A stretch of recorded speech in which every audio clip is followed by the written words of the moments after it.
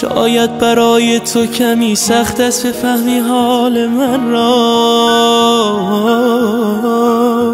باید شبیه من کمی دیوانه باشی بفهمی حال من را. من حاضرم از عشق تو چتر از سر کارون بگیرم، من بی خیال زنده موندن حاضرم با تو بمیرم، من بی خیال زنده موندن حاضرم با تو بمیرم.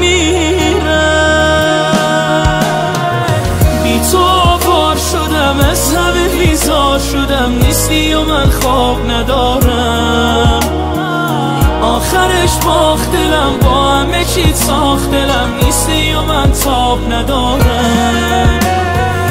بی تو آوار شدم از همه بیزار شدم، نیستی و من خواب ندارم، آخرش باخت دلم با همه چیت ساخت دلم، نیستی و من تاب ندارم.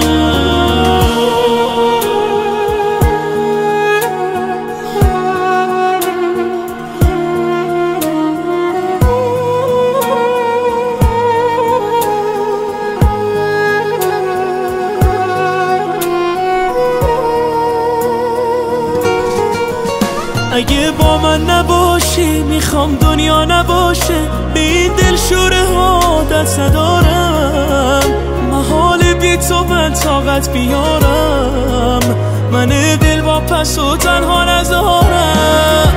شبای بیقراری چقدر چشم انتظاری، یه کاری کنی یک کمارون بگیرم، تو دنیای خودم بی تو اسیرم، من عاشق نزار تنها بمیرم.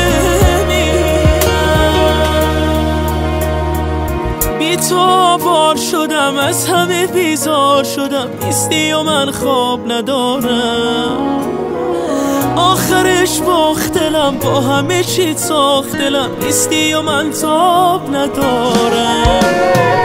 بی تو آوار شدم از همه بیزار شدم، نیستی و من خواب ندارم، آخرش باخت دلم با همه چیت ساخت دلم، نیستی و من تاب ندارم.